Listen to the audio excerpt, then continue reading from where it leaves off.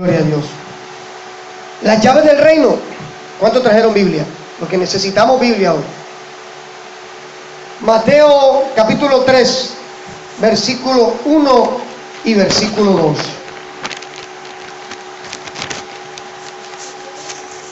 Mateo 3, versículo 1 y versículo 2. Dice la Biblia: en aquellos días vino Juan el Bautista predicando en el desierto de Judea y diciendo: arrepentíos, porque el reino de ¿qué?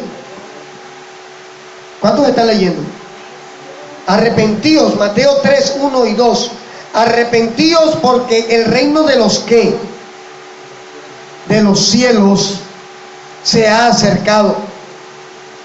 Esta expresión de Juan el Bautista denota la convicción de que alguien, de que algo estaba próximo a suceder en la tierra. La expresión el reino de los cielos usted la va a encontrar peculiarmente en Mateo, y la expresión el reino de los cielos representa el gobierno mesiánico de Jesucristo en el mundo. Alguien me dirá, pero ¿y entonces? Cuando Juan el Bautista decía el reino de los cielos se ha acercado, nosotros tenemos que en este momento seguir anunciando lo mismo. ¿Por qué? Porque es que todavía el reino de los cielos no gobierna en la tierra. El reino de los cielos hoy gobierna en usted y gobierna en mí, pero no gobierna en todo el mundo, porque el mundo, como dice 1 de Juan 5:19, está bajo el control del maligno. Dice 1 de Juan 5:19, sabemos que somos de Dios y el mundo entero está bajo el maligno. O sea, el sistema gentilicio o el sistema babilónico que gobierna el mundo va a ser subyugado por el gobierno de Jesucristo, que es el reino de los cielos en la tierra. Esto todavía no se ha dado.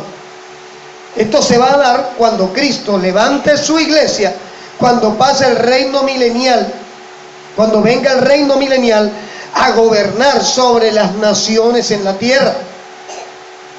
El reino de los cielos se llama porque es el dominio de los cielos en la tierra. El mismo Jesús, cuando oró, recordemos que decía: hágase tu voluntad en los cielos como en la tierra. Aún la voluntad de Dios no se está haciendo en toda la tierra. De hecho, aún hay muchos creyentes que no están haciendo la voluntad de Dios, sino la voluntad de ellos. Entonces, el reino de los cielos se diferencia del reino de Dios, porque el reino de Dios es infinito, no se puede medir, no se puede controlar, pero el reino de los cielos es mesiánico y es medianero. ¿Qué quiere decir medianero? Que tiene un principio y tiene un fin.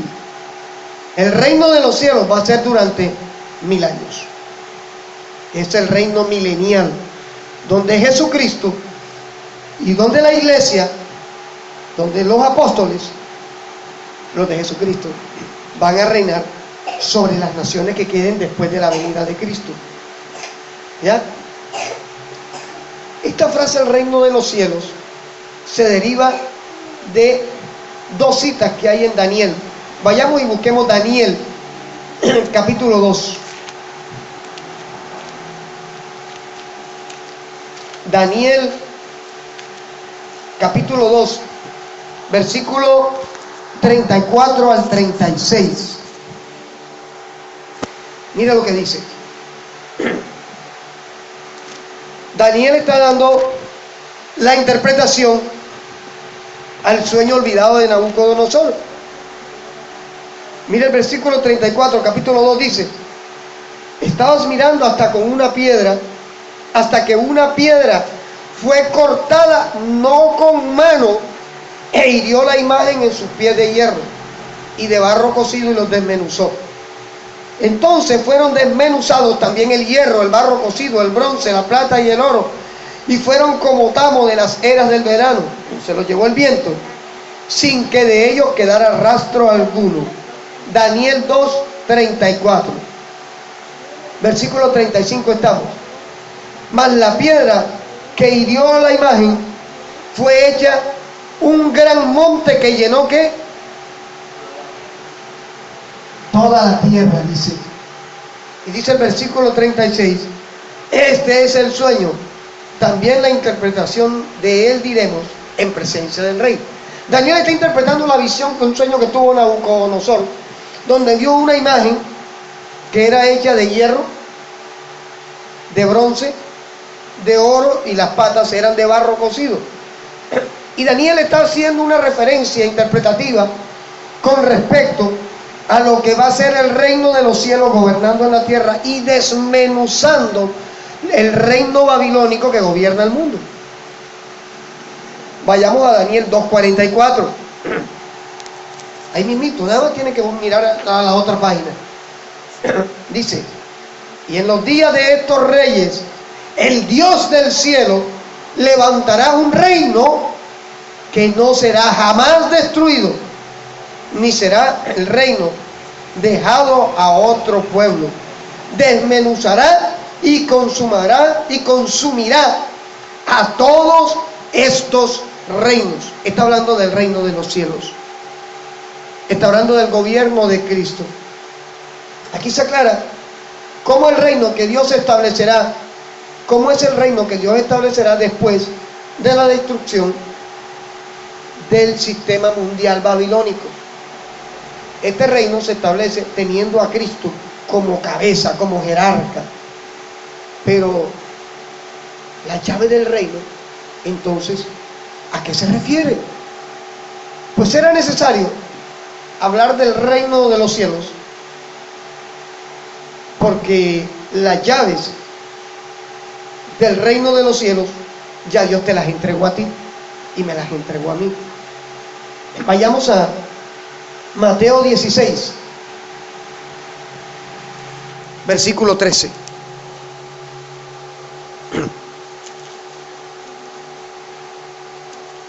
Mateo 16, versículo 13. Aquí hay algo bien tremendo y bien profundo que vale la pena mirar con lupa. ¿Ya lo tenemos? Dice, viniendo Jesús a la región de Cesarea de Filipo, preguntó a sus discípulos diciendo, ¿quién dicen los hombres que es el Hijo del Hombre? El Hijo del Hombre es Jesús. Ellos dijeron, unos Juan el Bautista, otros Elías y otros Jeremías o alguno de los profetas. Ahora Jesús le pregunta a los discípulos, ¿y ustedes quién dicen que soy yo? ¿Se imaginan a Jesús preguntándonos hoy, oye, ministerio Nehemías, ¿quién dice el mundo que es Jesús? Bueno, algunos dicen que es esto, otros dicen, pero imaginémonos a Jesús confrontándonos y diciéndonos, bueno, ¿y para ustedes quién soy yo? Eso era lo que Jesús le estaba preguntando a los discípulos. Primero le preguntó, ¿qué dice la gente? Después le dice, ¿y qué dicen ustedes? ¿Ya? Respondiendo Simón Pedro dijo, tú eres el Cristo, el Hijo del Dios viviente. La expresión de Pedro le valió, miren lo que dice el versículo 17. Bienaventurado eres, Simón, hijo de Jonás, porque no te lo reveló carne ni sangre, sino mi Padre que está en los cielos. ¿Por qué le diría Jesús a Pedro todo esto? Jesús no le dijo, Pedro no le dijo, perdón, tú eres Jesús, el hijo de José y de María, o el que se encarnó, no. Pedro le dijo, tú eres el Cristo. Yo creo que Pedro no entendió lo que salió de su boca, porque estando Jesús hombre allí y decirle tú eres el Cristo, nos habla de que Pedro, lo que salió de su boca era una revelación profética de lo que iba a hacer Jesús después de crucificado, y eso no lo sabía nadie. Esta revelación, cuando Jesús le dice bienaventurado eres, porque esto no te lo reveló ni carne ni sangre, esto no salió de ti, esto vino de arriba. Y tan vino de arriba que vamos a mirar más adelante ¿Cómo Pedro no entendió lo que salió de su boca? Nosotros a veces no entendemos cosas misteriosas que salen de nuestra boca y que se cumplen. Porque es que no vienen de tu carne ni de tu lógica, vienen es de Dios que las dice a través de ti. Nosotros debemos ser un instrumento en manos de Dios para bendición de personas, no para dañar personas, no para juzgar personas, no para señalar personas. Aún Jesús nos manda a que aquel que nos esté persiguiendo oremos por él. Porque es que en tu boca y en mi boca Dios ha decidido colocar una llave que abre puertas y cierra puertas, que da bendición o decreta maldición. Versículo 18. Y yo también te digo, oiga, vamos a mirar con detalle. Jesús le dice, bienaventurado eres porque esto que tú dijiste no te lo reveló sino mi Padre que está en los cielos. Pero ahora viene Jesús y se involucra. Y yo también te digo, mire, Pedro en ese momento era el discípulo más carnal que tenía Jesús. Más emocional, más visceral, más emotivo que había en medio de los discípulos. Sin embargo, a Dios le place usar a lo que todo el mundo descalifica para calificarlo como siervo de Dios. A Dios le place escoger a lo que todo el mundo le dice no sirve, no es, no va a llegar a ninguna parte, para usarlo para mostrar su gloria y mostrarse Él como el Dios que todo lo puede. Yo también te digo que tú eres Pedro. Pero note que Jesús le dice en versículo 17 empezando, Simón, hijo de Jonás, que era el verdadero nombre de Pedro. Cuando Jesús llamó a los discípulos, a cada uno les cambió el nombre. Y a Pedro le colocó, tú eres Pedro. A Simón, hijo de Jonás, ahora tú eres Pedro. La palabra Pedro en griego quiere decir Petrus, piedra pequeña. Y note ahora dónde viene el gran error del sistema católico romano, que es babilónico porque es confusión, cuando dice, y sobre esta roca, aquí hace un cambio. Jesús le dice a Pedro, tú eres Petrus, roca pequeña. ¿Y sobre cuál roca? Sobre esta roca, dijo Jesús. Jesús hablaba de él, porque es que Pedro no iba a crucificarse. Pedro no puede ser papa, Pedro no podía ser el que iba a edificar la iglesia, porque Pedro no iba a morir y a resucitar al tercer día. Sobre esta Petra. La palabra Petra en griego quiere decir roca gigante, roca inconmovible, una que nadie puede mover. Jesús dice, sobre esta Petra, sobre esta roca, edificaré mi iglesia. No era la iglesia de Pedro, sino la iglesia de Cristo. Y las puertas del Hades no prevalecerán contra ella. Mire, si yo miro todo esto que está aquí, y usted y yo que me están escuchando somos iglesia de Cristo, debemos entender que la muerte no está diseñada para ti ni para mí ya en este momento. ¿Por qué? Porque el mismo Jesús dijo, yo he venido a darles vida y vida en abundancia. Está hablando de vida eterna. Tú y yo en este momento, a pesar de que estamos en este plano donde nos enfermamos, donde tenemos problemas, donde tenemos pruebas, donde tenemos dificultades, ya somos partícipes de la vida eterna. Porque es que Dios nos entregó una llave. Y la llave está en ti. La llave del reino se llama la prédica. Sigamos leyendo el versículo 19. Y a ti, le digo a Pedro, pero también le dice a ti, John, a ti, Navin, a ti, Debris, a ti, Gisela, a ti, Yesid. Dice, a ti te daré la llave del reino, las llaves del reino de los cielos.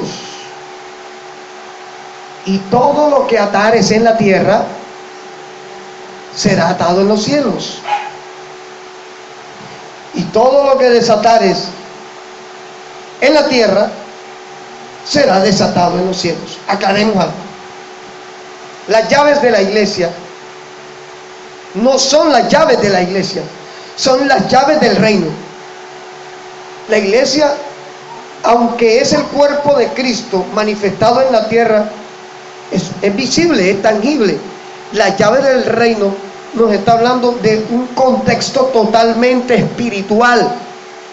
Por eso es que usted y yo todo lo recibimos en la fe. En Mateo capítulo 13, todo el capítulo 13, no lo vamos a leer completo porque es grandísimo, nos habla de los misterios del reino, ¿ya? Y nos habla de cómo es el resultado, el producto, el efecto del evangelio en el mundo durante la edad actual. El evangelio es una llave. El evangelio es una llave que abre y cierra puertas. ¿Por qué?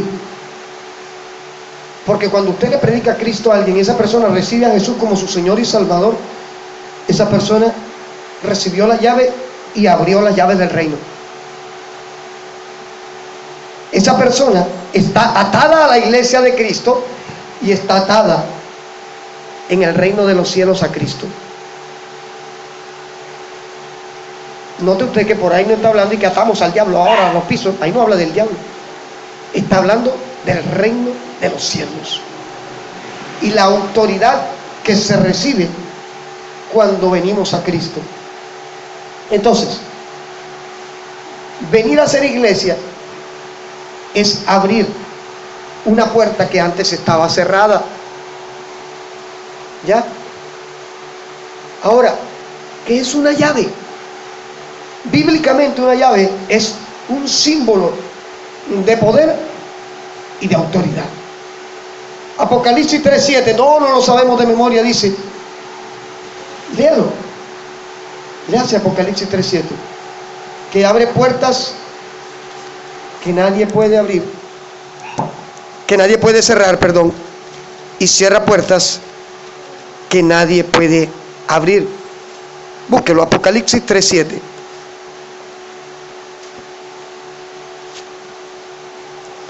Dice, escribe al ángel de la iglesia en Filadelfia, esto dice el santo, el verdadero, el que tiene la llave de David, el que abre y ninguno cierra, y cierra y ninguno abre.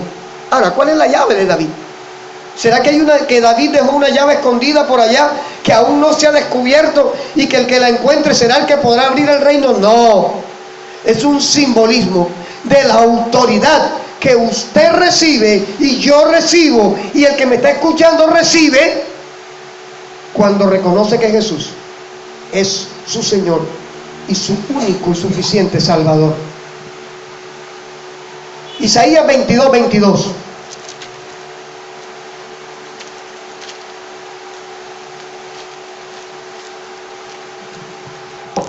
Isaías 22:22 dice, y pondré la llave de la casa de David sobre su hombro. Está hablando de Jesús. Y abrirá y nadie cerrará, y cerrará y nadie abrirá. Oiga, está hablando no de un objeto, sino de una persona, la persona de Cristo. Ahora, retomamos lo que le dijo Jesús a Pedro en San Mateo 16. A ti te daré la llave del reino. La historia apostólica de la iglesia limita y explica el encargo que Dios le entregó a Pedro. ¿Por qué? Porque fue Pedro quien abrió la puerta de la oportunidad del cristianismo para Israel. El día del Pentecostés, Hechos capítulo 2, versículos 38 al 42. Ahí está. Hechos 2.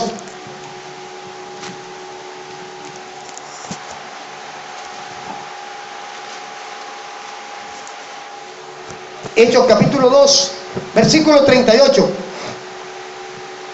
Pedro les dijo, arrepentíos y bautícese cada uno de vosotros en el nombre de Jesucristo para perdón de los pecados y recibiréis el don del Espíritu Santo, porque para ustedes es la promesa, y para nuestros hijos, y para todos los que están lejos, para cuantos el Señor nuestro Dios llamare. Está hablando a Israel. Pedro le estaba hablando a Israel en ese momento, y con otras muchas palabras testificaba y les exhortaba diciendo: sean salvos de esta perversa generación. Así que los que le recibieron su palabra fueron bautizados, y se añadieron aquel día como 3,000 personas. Ganó Pedro 3,000 judíos para Cristo, y perseveraban en la doctrina de los apóstoles, en la comunión unos con otros, y en el partimiento del pan y en las oraciones. Oiga, esa es la iglesia apostólica. ¿Quién la empezó? Pedro, el carnal, el que negó a Jesús, el que le cortó la oreja al centurión. Y Pedro mismo, en la casa de Cornelio, en Hechos 10:34, si quiere mírelo, es chévere leer la Biblia. Hechos 10:34. Pedro le está hablando a los gentiles, ya no le está hablando a los judíos. Entonces Pedro, abriendo la boca, dijo: en verdad comprendo que Dios no hace acepción de personas, sino que en toda nación se agrada del que le teme y hace justicia. Dios envió mensaje a los hijos de Israel anunciando el evangelio de la paz por medio de Jesucristo. Este es Señor de todos. Oye, la llave del reino. Pedro en Hechos 2 le predica a los judíos, y en Hechos 10:34 Pedro está diciendo que Jesús es Señor de todo el que lo recibe en su corazón, porque no hace acepción de personas. Pedro no entendió en su momento la profundidad de la revelación que salió de su boca. Él no lo entendió. Mateo 16:16.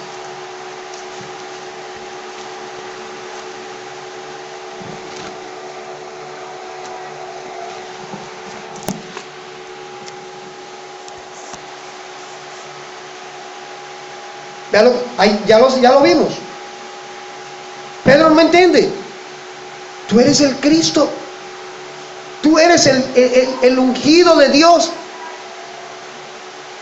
Cuando yo miro todo esto, me doy cuenta que las llaves del reino representan en la oportunidad de Dios para el mundo. En Primera de Pedro 2:9 dice: Dios no retarda su promesa como algunos lo tienen por tardanza, sino que es bueno, no queriendo que ninguno perezca. Dice, no retarda su promesa, sino que es paciente con todos, esperando que todos procedan al arrepentimiento. Perdón, gloria a Dios. Segunda de Pedro 3:9. Dios no retarda su promesa, como algunos lo tienen por tardanza, sino que es paciente. La gente dice: pero no es que está por venir, hace 2000 años están anunciando que viene. Pero es que si hubiera venido, quizás nosotros nos hubiéramos quedado. Dios nos dio la oportunidad a nosotros de saber que había perdón de pecados, de saber que había arrepentimiento para el estilo de vida que teníamos nosotros. La llave del reino es Jesús. Son las llaves. Estamos hablando de la primera, Jesús. Pastor, y entonces esto de atar y desatar, entonces, ¿cómo se come eso? Gloria a Dios que la Biblia siempre se confirma, no se contradice. Vayamos a Mateo 18:15.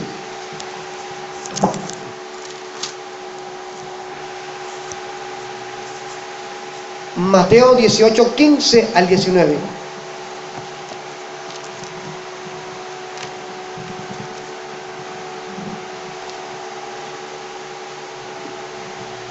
Ya lo tenemos. Aquí habla Jesús. Y miren lo que dice. Por tanto, si tu hermano peca contra ti, ve y repréndele estando tú y él solos. ¿Cierto? Estamos leyendo. Si te oyere, has ganado a tu hermano. Mas si no te oyere, toma aún contigo a uno o dos, para que en boca de 2 o 3 testigos conste toda palabra. O sea, todo lo que tú le digas, ahora los testigos van a verificar que es así. Si no los oyere a ellos, dilo a la iglesia. Y si no oyere a la iglesia, tenle por gentil y publicano. O sea, no le interesa nada de Cristo. Y mira el versículo 18. Por eso es que uno siempre tiene que leer el contexto de la palabra. De cierto os digo, que todo lo que atéis en la tierra será atado en el cielo, y todo lo que desatéis en la tierra será desatado en el cielo. Otra vez les digo, que si 2 de ustedes se pusieren de acuerdo en la tierra acerca de cualquier cosa que pidieren, les será hecho por mi Padre que está en los cielos. ¿A qué se está refiriendo? Aquí no está hablando del diablo, ¿no? Aquí está hablando de perdón. ¿De qué empezó a hablar? Si tu hermano peca contra ti, cuando usted perdona a su hermano, usted está desatando a su hermano. Claro.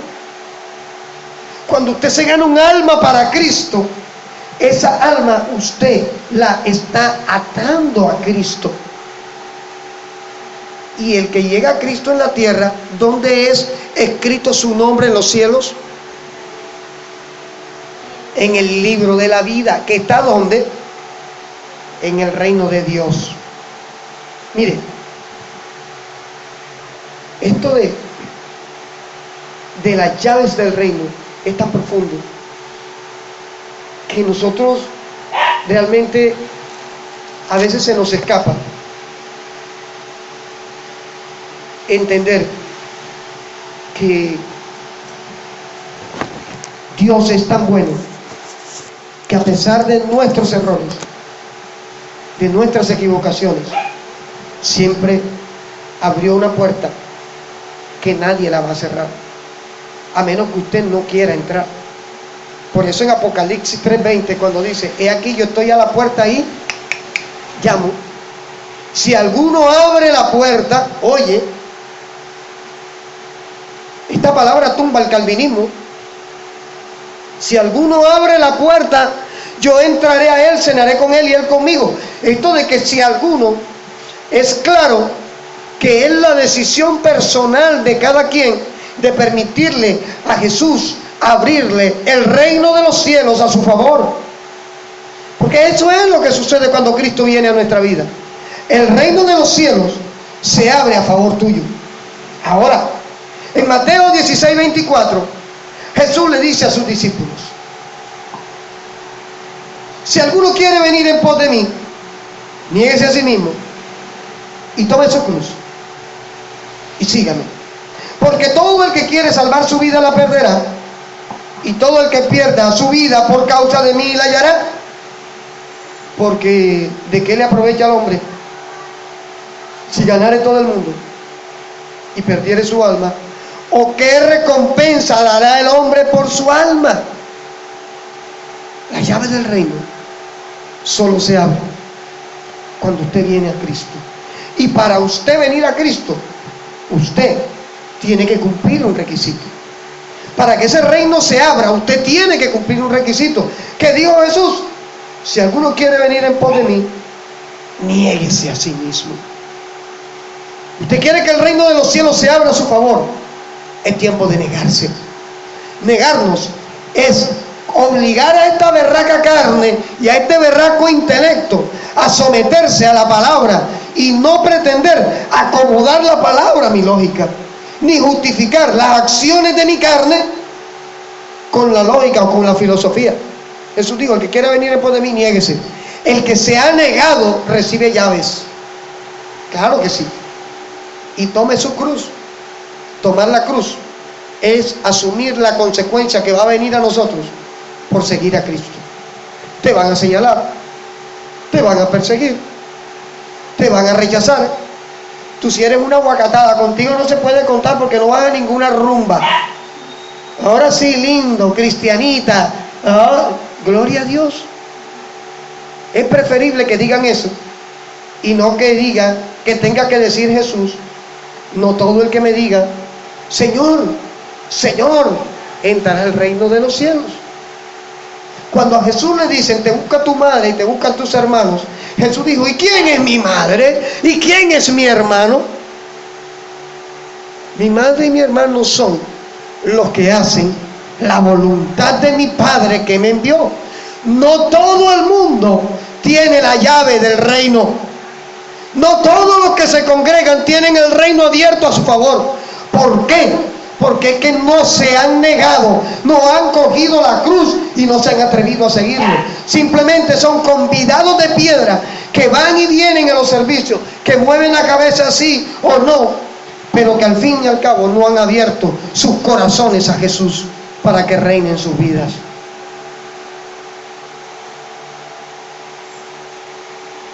Pastor, y entonces leamos San Juan 1:12 y 13. La llave del reino se abren a tu favor.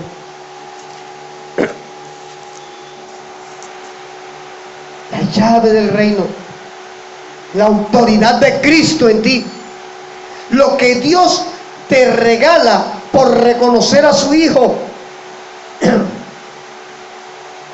San Juan 1:12 y 13.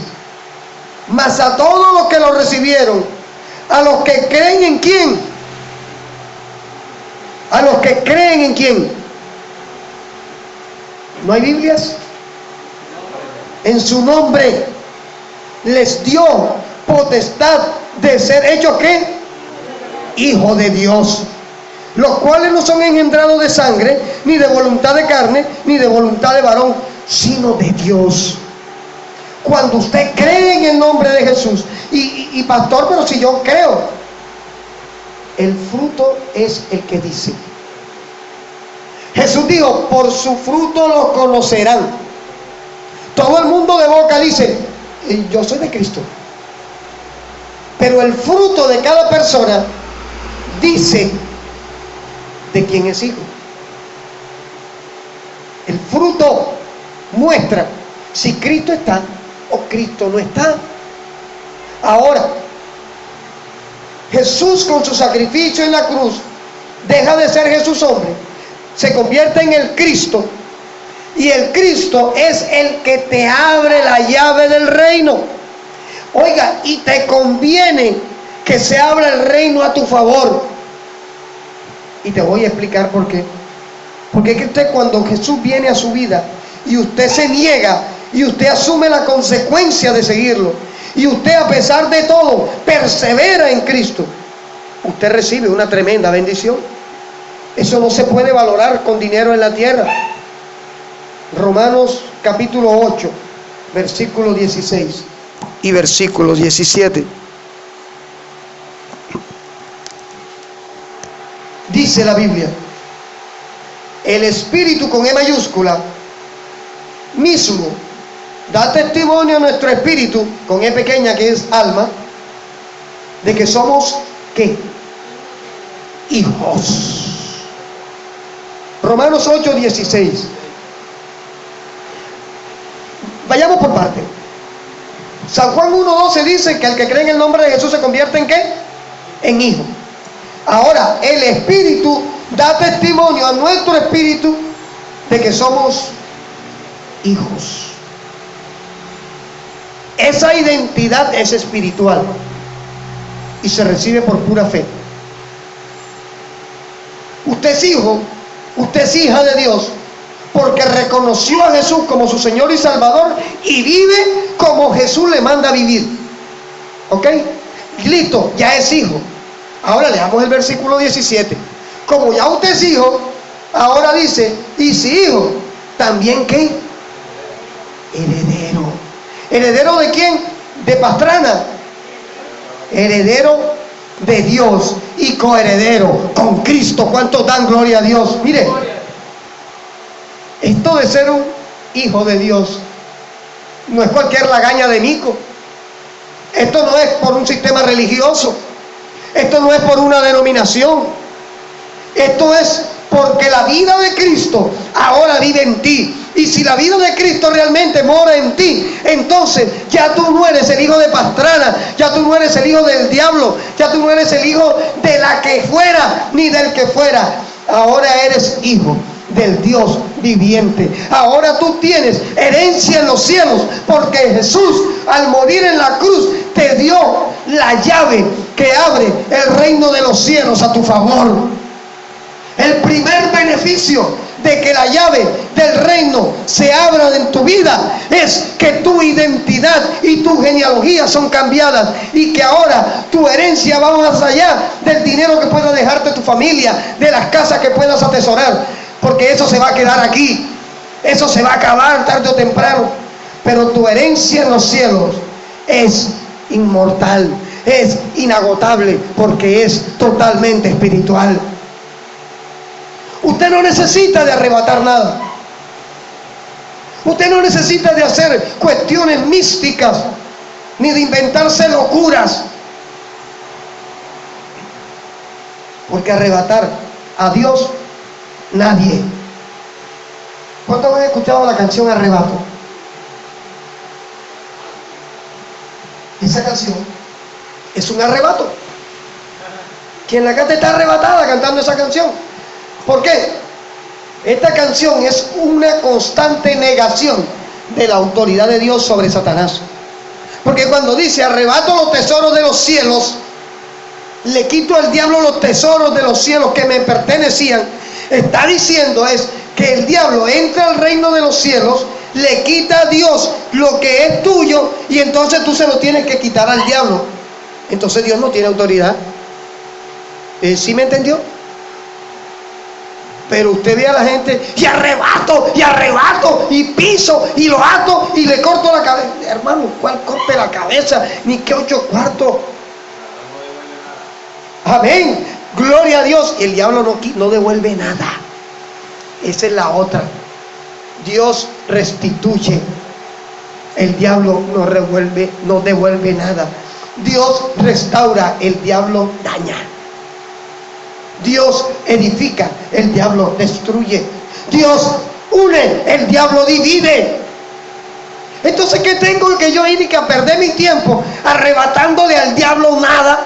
Pues él no tiene, porque Dios al diablo lo destituyó de la gloria de Dios. El diablo no tiene nada. Allá arriba no tiene nada que hacer. Allá arriba él no tiene nada que quitar, mucho menos nada que ofrecer. Él ofrece algo que es fantasía. ¿Qué le ofreció Satanás a Jesús en Mateo 4? Le dijo: si postrado me adorares, todos los reinos de la tierra te daré. ¿Qué le estaba ofreciendo? Le estaba ofreciendo a Jesús lo que el mundo le gusta: fama y fortuna. Ayer yo venía en una buseta hacia acá y empecé a escuchar una canción secular de Diomedes Díaz, y entendí que este hombre cómo estaba de cautivo, y nunca quiso abrirle su corazón a Jesús. Y él decía: cuando yo muera, le dejo a mi fanaticada mi fama, mis canciones. Eso fue lo que el diablo le ofreció y que él quiso: fama y fortuna. Ahí están los hijos matándose por el dinero. Y el diablo sigue ofreciéndole a la gente lo mismo: fama y fortuna. ¿Usted sabe cuántos ministros han sido seducidos por el diablo creyendo que Satanás le va a dar lo que Dios no le ha querido dar? Son multitudes que han cambiado la doctrina sana de Jesucristo, del arrepentimiento de los pecados, de salvación y de vida eterna, por prosperidad, por el reino ahora, por creer que nosotros tenemos derecho a exigirle a Dios. Ninguno de nosotros tiene nada que exigirle a Dios. Porque nosotros no somos merecedores de nada. Si yo miro Romanos 6:23, dice: por cuanto todos pecaron, todos, usted y yo, estábamos destituidos, condenados a muerte eterna. Sino que Dios, teniendo misericordia de nosotros, mandó a alguien a que nos dijera: Jesús murió por ti en la cruz. Y Dios fue tan bueno que permitió un toque del Espíritu Santo en nosotros para decirle a Jesús: sí, Señor Jesús, yo te reconozco como mi único y suficiente Salvador. Hoy me rindo a ti, te entrego mi vida y te pido perdón por mis pecados. Eso que tú hiciste te permitió tener en tu mano la llave del reino de los cielos. Usted no necesita arrebatar nada, porque ya usted es heredero.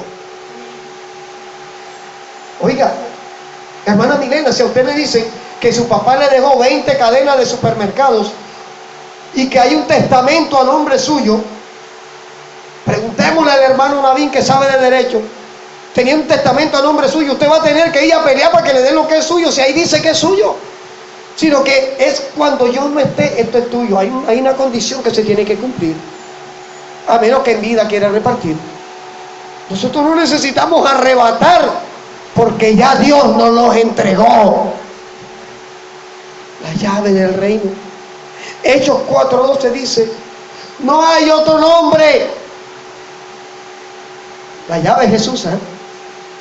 No hay otro nombre dado a los hombres en el cual podemos tener salvación. Dice: y en ningún otro hay salvación, porque no hay otro nombre bajo el cielo dado a los hombres en que podamos ser salvos, sino en el nombre de Jesús. Usted no es salvo en el nombre de Mariela, usted no es salvo en el nombre de John, usted no es salvo en el nombre de Carlos, usted es salvo en el nombre de Jesús de Nazaret, el que te abrió, el que te entregó por su muerte en la cruz las llaves del reino. Hechos 10:43.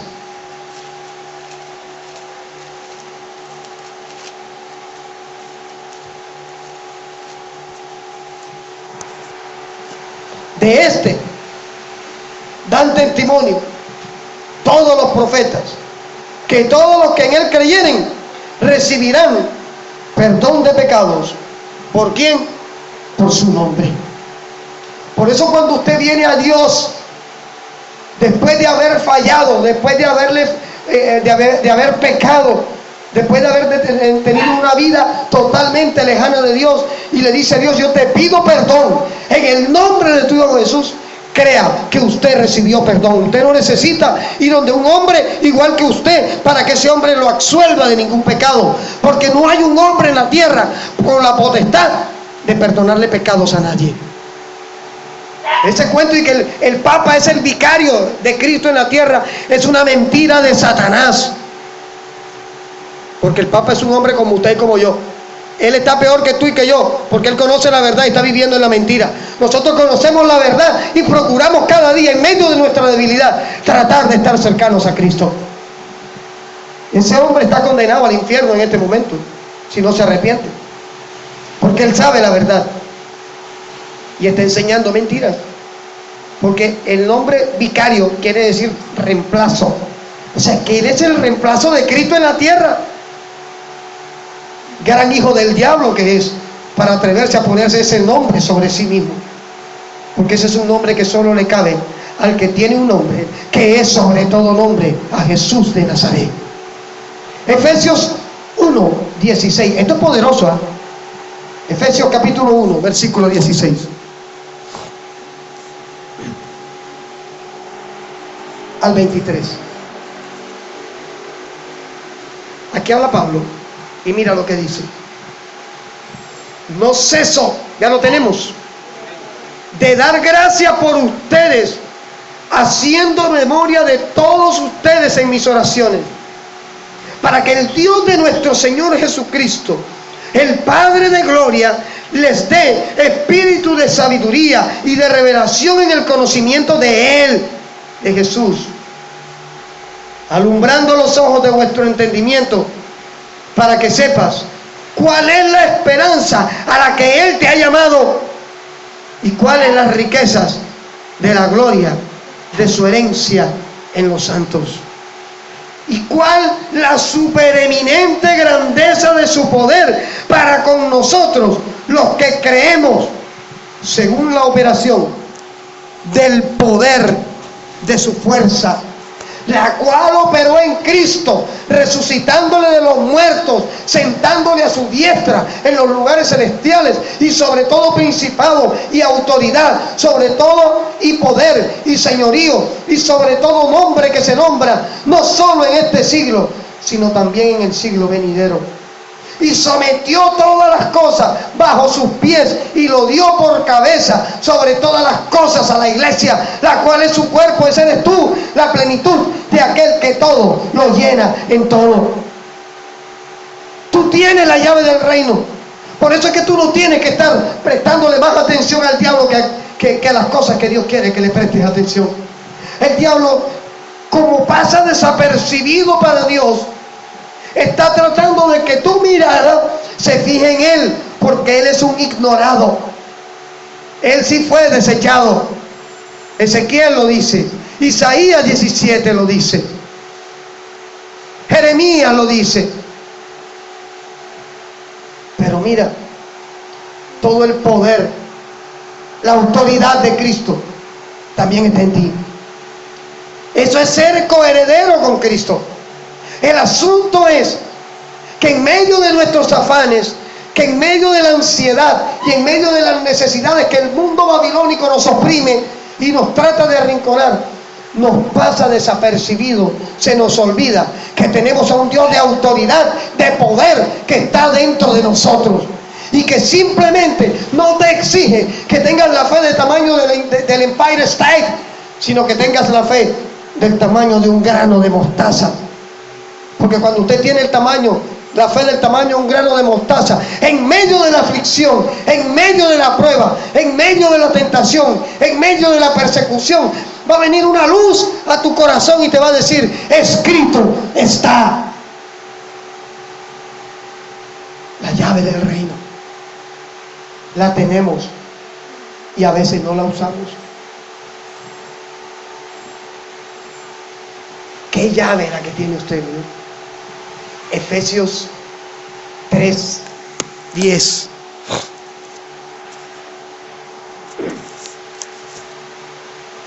Ahora mire, lo que es tener la llave del reino. Hasta el diablo tiene que temerle a usted. Usted no tiene por qué temerle al diablo. Usted no tiene por qué estar comiéndole cuento al diablo. Es que no voy a poder, es que no voy a alcanzar, es que no voy a llegar, es que cómo voy a hacer.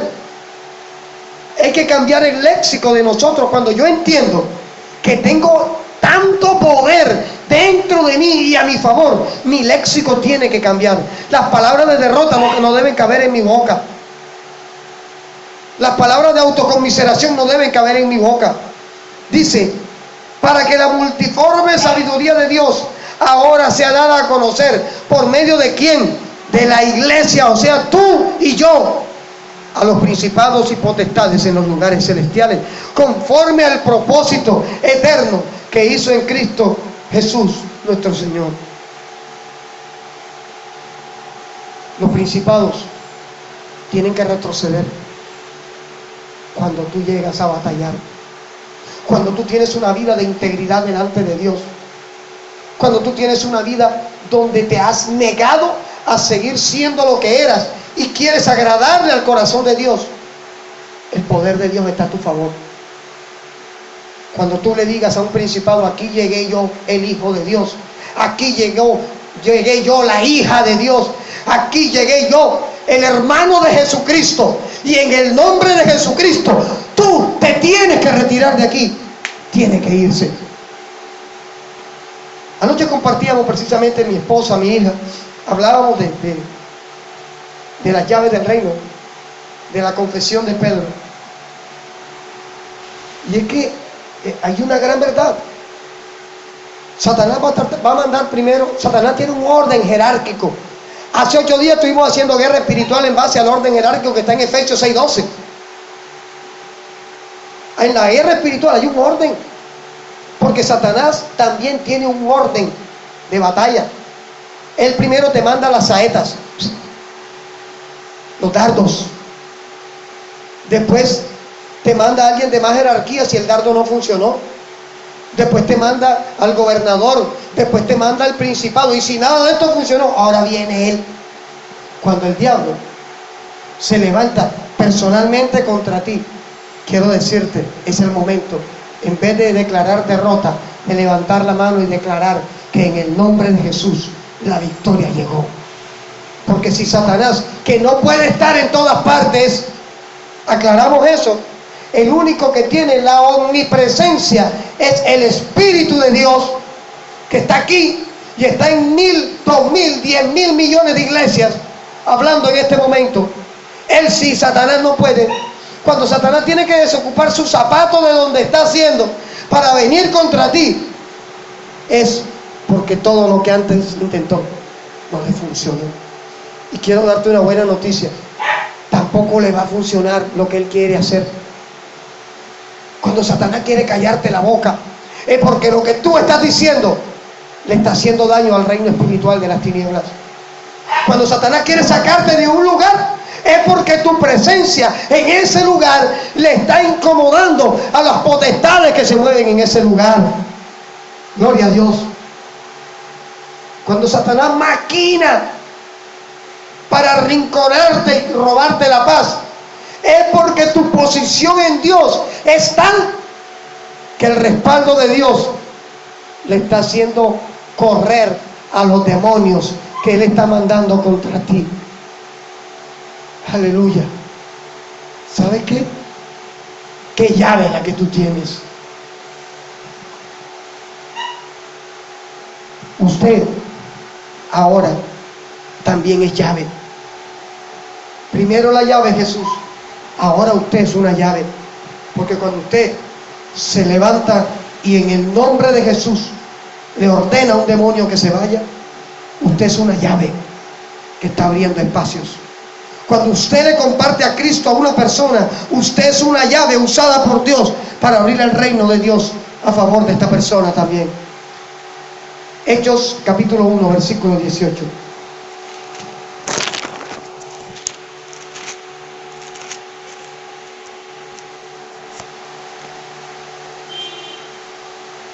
Perdón. Primera de Corintios 4:20.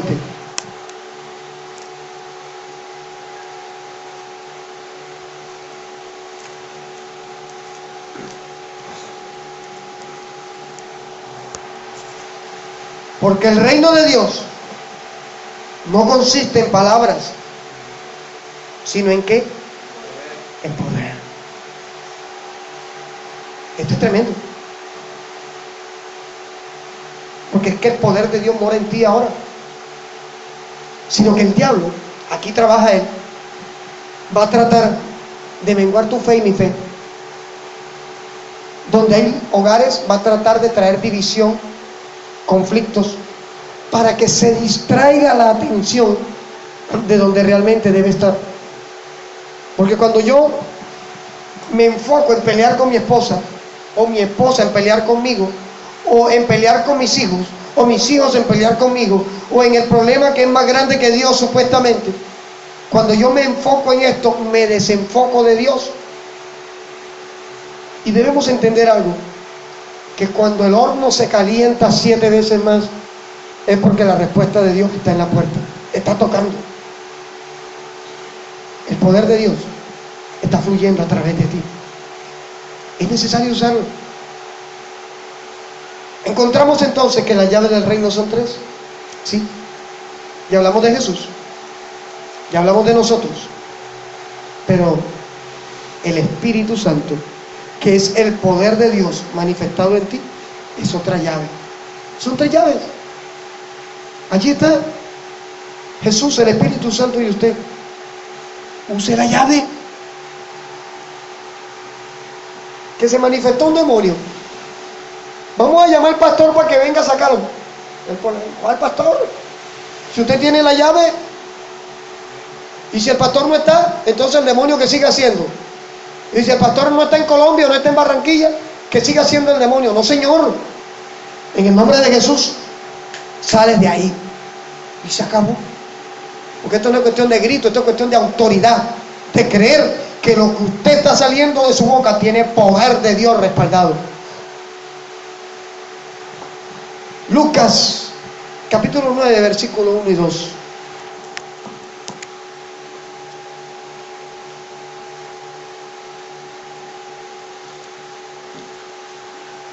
Lucas 9, versículo 1 y versículo 2. Habiendo reunido a sus 12 discípulos, les dio poder y autoridad sobre todos los demonios, y para sanar enfermedades, y los envió a predicar el reino de Dios y a sanar a los enfermos. Ay, ay, ay. Y entonces, mire lo que hay, se lo envió a los discípulos y eso nos lo entregó también a nosotros. Lo que Jesús le entregó a los discípulos, usted lo recibió ya también. ¿Por qué? Porque usted y yo somos discípulos de Cristo, y dice que nos dio poder y autoridad sobre los demonios. Un demonio no puede tener autoridad sobre mí. Un demonio no puede tener dominio de mí. El demonio tiene que subyugarse ante el Cristo que mora en mí. Yo recuerdo que en un momento estuve, mi primer opinino ministerial, fui copastor de una iglesia, y eso lo manejaba una mujer. Y había cosas que eran extrañas en ese momento. Uno se daba cuenta hoy en día que ahí no estaba moviéndose el Señor. Y recuerdo que me pusieron una disciplina de un mes, la disciplina que no podía hablar en la iglesia, supuestamente. Resulta que llevaron a un niño de 10 años endemoniado. Y estas mujeres que gobernaban en esa iglesia, desde las 6 de la tarde hasta las 9:30 de la noche, estaban batallando con el demonio que estaba allí. Y estas mujeres son unas mujeres muy gruesas y muy altas. Y la más alta y gruesa, ella le ponía el pie, calza como 41, al niño en el pecho y le decía: te tengo pisado, Satanás. Y el demonio burlándose de ella. El demonio decía: ja, ja, ja, no puedes conmigo. En vista de todo esto, al que tenían en disciplina lo mandaron a buscar. Un joven me dijo: hermano, la hermana fulana lo necesita ya. Cuando llegué me dijo: hermano, ayúdenos. ¿En qué pasó? Es que tenemos este caso, y desde las 6 de la tarde están saliendo legiones, y salen, pero no hemos terminado. Yo sé lo que es una legión, pero aún una legión no sale por partes. Cuando usted a una legión le dice: en el nombre de Jesús te vas, se tiene que ir. Si la autoridad de Cristo está en nosotros.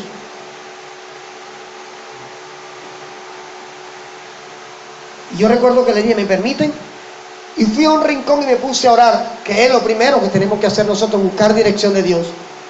Y el Espíritu Santo me dijo: no hay ninguna legión, es un demonio de homosexualismo que hizo transferencia en el niño. Yo llegué, pregunté quién trajo al niño. No, lo trajo una tía. Le dije: venga acá. Y a mí el Espíritu Santo me muestra que aquí no hay ninguna legión. El niño fue abusado sexualmente. Esta mujer empezó a llorar. ¿Cómo así? Claro. Y el nombre del que lo abusó, le han metido terror al niño para que no lo diga, y eso le da autoridad al demonio. Había un joven de unos 17, 18 años que estaba en fornicación con la novia. Yo lo sabía, por supuesto que la pastora lo sabía, y lo puso allí a esa liberación. Y este joven agarró al niño, un niño de 10 añitos. Dios guarde a Juan Camilo, está la hermana Milena. Dios guarde a Juan Camilo, era de ese tamaño. Y 7 personas no podían con ese niño. Cada vez que se movía, salía todo el mundo rodando. Y este joven empezó a decirle que en el nombre de Jesús te vas. En el nombre de Jesús te vas. Y este niño volteó ¿Cuántos vieron el exorcismo de Emily Rose? Eso que se ve allí parece ficción, pero yo lo he visto en realidad. El niño tenía los ojos en blanco y del niño salió una voz que parecía que la garganta tuviera 50 centímetros de ancho, y le digo al joven: ¿con qué autoridad me mandas a salir de aquí, fornicario? Este joven quedó como cuando usted patea a un perro que sale con el rabo entre las piernas. Y yo tuve que coger al joven y abrazarlo y decirle: quítate de aquí, ven, vamos. Oré por él y le dije: tú no puedes estar aquí. Lo avergonzó. Y recuerdo que llegué simplemente y le dije: quítese de allí. El pobre niño parecía una caribañola de 3 días. Aceite por todo, le habían echado aceite en la boca, aceite en la espalda, aceite en la cabeza. El niño estaba lleno de aceite por todos lados. Y el diablo burlándose, el demonio se burlaba. Y yo recuerdo que le dije: ¿sabes qué, Satanás? Se acabó el juego. En el nombre de Jesús, dame el nombre de la persona que abusó del niño, que es lo que te da autoridad sobre él, y sal de aquí, porque esta es la casa de Dios y tú aquí no cabes. Por supuesto, el demonio reaccionó y me gritó con la misma voz: cállate, maldito, que tienes cáncer. Ya hay poder en Cristo. Yo no tengo nada. Sales ahora en el nombre de Jesús. Y dime el nombre. Y dio el nombre. Y cuando la tía del muchacho escuchó el nombre, esa mujer empezó a llorar, porque era el hermano del papá que había abusado del niño. Parece ficción, es verdad. ¿Qué sucedió? El demonio salió y el niño despertó y dijo: ay, ¿qué pasó? ¿Y por qué yo estoy en ropa interior? Y su fisonomía de niño la volvió a tomar. Nosotros hemos recibido del Espíritu ese poder para decirle a los demonios: fuera. Esto es nuestra verdad. Y es una verdad que la iglesia ha perdido por estar mirando la mentira. Es una verdad que la iglesia ha perdido por estar pendiente de cosas que no tiene que estar pendientes. Mire, diciembre, nosotros sabemos cuántos cristianos en diciembre se van de vacaciones de las congregaciones para el mundo a vitrinear, a ver cuál vitrina de qué shopping está más bonita. ¿Será la de Viva? ¿Será la de Buenavista? ¿Será la de Macarena Plaza? ¿De qué le sirve ir a llenarse los ojos si no tienen con qué comprar? Para tomarse la foto para el Face y decir: aquí estaba yo en Viva Colombia. Todo el mundo va a decir: caramba, qué bendecido está, estaba comprando en Viva. Estaba mirando, no estaba comprando, porque ¿de dónde? Ese es el asunto. La iglesia está distraída y se ha olvidado que recibimos una llave que hace retroceder al diablo, que recibimos una llave dispuesta para ser usada, pero que para disfrutar de las llaves usted tiene que ganárselas. Mateo 6:6 habla de la oración. Mateo 6:3 y 4 habla del dar. Y Mateo 6:18 y 19 habla de ayunar, sacrificio. Usted está dispuesto a usar las llaves. Usted tiene que estar dispuesto a quebrantar su vida. Usted quiere ver el poder de Dios en su vida. Gloria a Dios. Dispóngase a quebrantarse delante de Dios. Usted quiere ver la gloria de Dios en su vida. Dispóngase a humillarse delante de Dios. Usted quiere ver los demonios corriendo. Primero corra a meterse dentro de la gloria de Dios, a cobijarse en la presencia de Jesús. Por eso Mateo 6:6 dice: y cuando ores, cerrada la puerta, entra en tu aposento, que mi Padre, que te ve en lo secreto, te recompensará en lo público. La recompensa pública no es que si tú oras 10 horas encerrado en tu cuarto, cuando salgas te van a tirar los fajos de dólares a los pies. Eso es mentira. La recompensa pública es que el diablo se levante y tú le digas: tú te vas en el nombre de Jesús, y tengas que salir corriendo. La recompensa pública es que el demonio se manifieste y tú simplemente le digas: ¿sabes qué? Aquí llegó un hijo de Dios, y como hijo de Dios yo te ordeno en el nombre de Jesús, salgas de aquí y se vaya corriendo. Esa es la recompensa pública.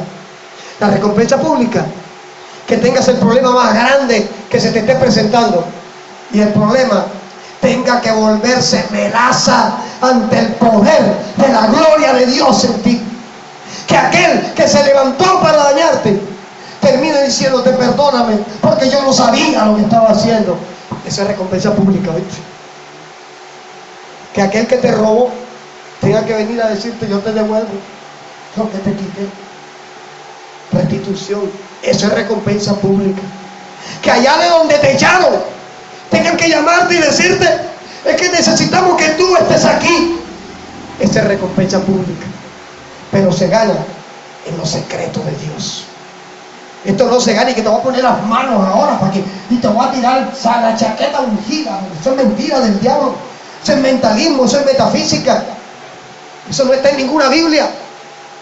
Eso es el poco de corruptos estos que se levantaron después del pentecostalismo, cuando entró el pentecostalismo norteamericano a Latinoamérica, y empezaron a emocionar a la iglesia y hacerle creer una cantidad de barbaridades que no son de Dios. Yo no encuentro a Pablo, yo no encuentro a Pedro pasando de largo y tumbando 500 personas. ¿Para qué?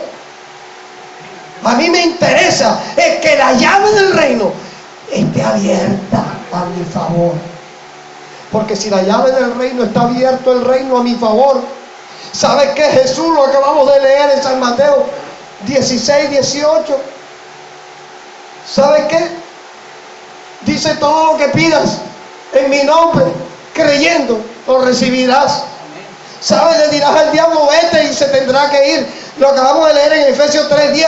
Le dirás a los principados y a las potestades: aquí llegó la iglesia de Cristo, aquí llegó un hijo de Dios, aquí llegó una hija de Dios. Por tanto, tú aquí no tienes espacio. Efesios 3:10 es poder. Pero la iglesia ha perdido esto por andar buscando protagonismo, por ser el predicador de la nueva ola, el predicador de moda. Mire, ayer nos enteramos un caso de un varón que Dios lo levantó del barro, drogadicto, pandillero. Lo fueron a matar cuando mataron aquí en Barranquilla. Hicieron limpieza social la policía y acabó con la pandilla de los alacranes en el barrio El Bosque. Dios lo ha bendecido. Pero el hombre ha tenido un problema, y es que le han dividido 5 iglesias.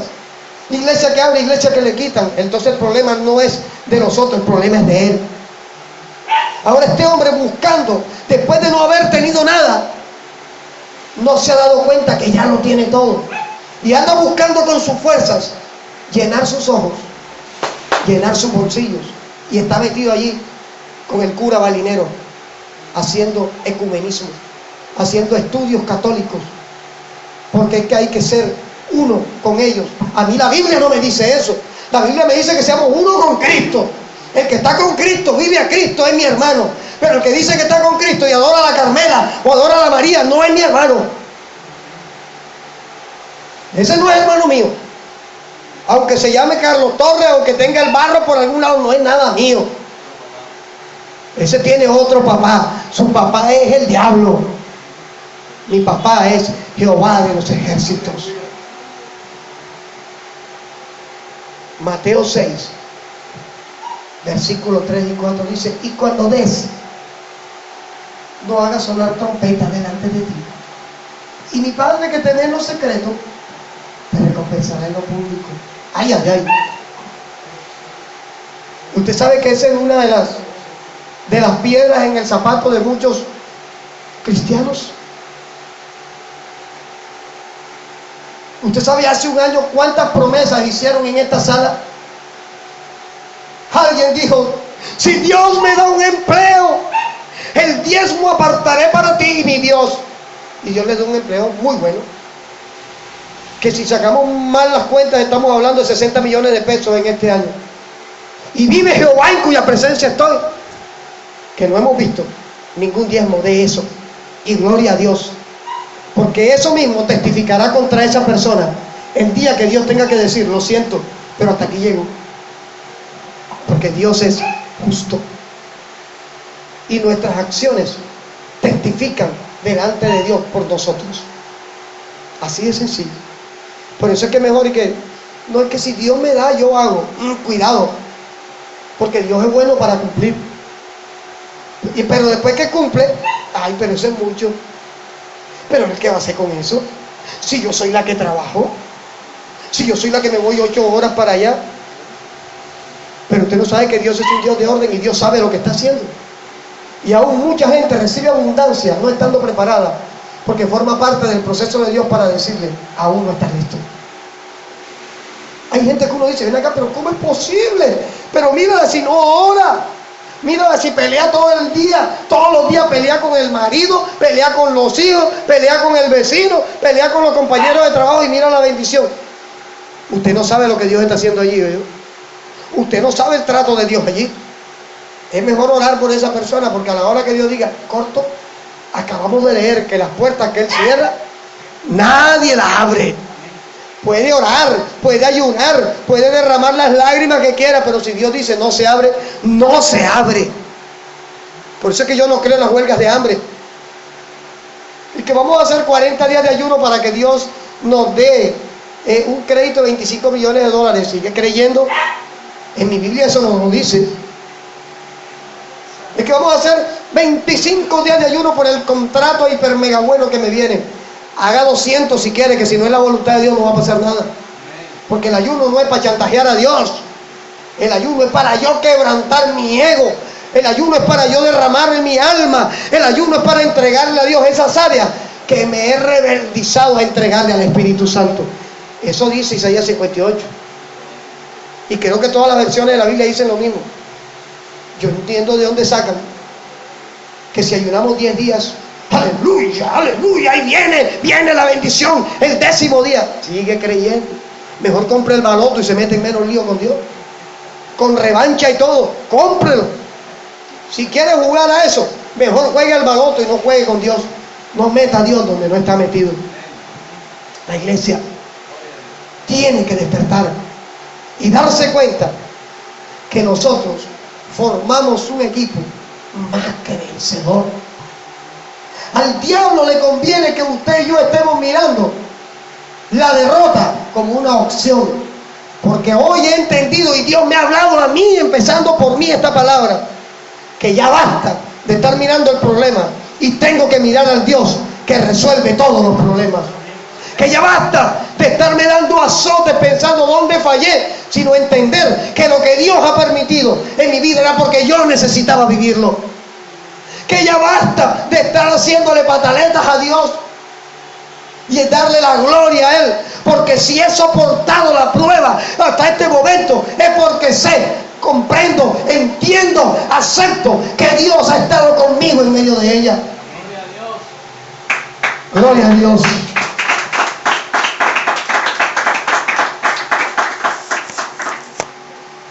Que ya basta de estar culpando a otro por lo que yo estoy viviendo. Es que yo me enfermé, a mí me dio esa tuberculosis porque Gisela vino y me tosió en la cara. Acabamos de leer en San Lucas que Jesús le dio potestad a los discípulos y a usted y a mí para echar fuera demonios, para predicar el evangelio y para sanar enfermos. Entonces, es que la muestra de laboratorio, ay Dios mío, me salieron 2 crucecitas en el pulmón, me voy a morir, se me van a salir todos los órganos por el pulmón. Yo tengo que buscar a Dios en lo secreto y proclamar una palabra de victoria sobre mi vida.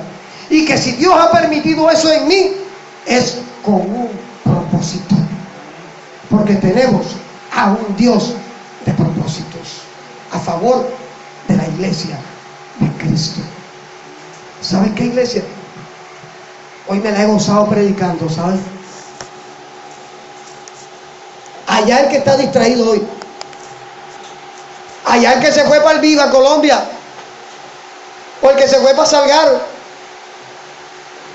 Porque es que la playa, es que necesito un tiempo con mi familia.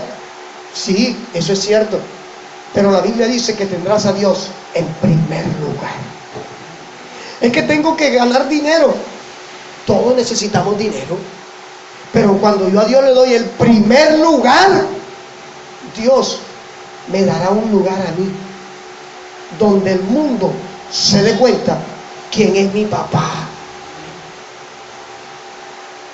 Nosotros no necesitamos de estar arrodillándonos, besándole los pies a ningún varón o a ninguna mujer para que nos bendiga. La Biblia dice, anoche compartía con la esposa del hermano Miguel, gloria a Dios, decía, mi esposo le ha tocado trabajar duro en esto. Yo, dígale que le dé duro, porque el impío dura 11 meses guardando plata para gastar en diciembre. Ese dinero tiene que venir a los bolsillos del hermano Miguel también y a los míos. En diciembre nadie compra cuadros, pero Dios pone gente que se los compre. Porque ese es nuestro Dios, el Dios que abrió el reino de los cielos a nuestro favor. El Dios que dice que cuando Él abre, nadie va a cerrar. Y el Dios, aleluya, que cuando dice, yo prometo, cumple. La iglesia debe recordar esto, porque parece que se nos hubiera olvidado. Y tenemos que darle gloria a Dios de que en este tiempo el Espíritu Santo nos está inquietando de retomar la autoridad que el pueblo de Dios le ha delegado al mismo diablo. Vamos a orar.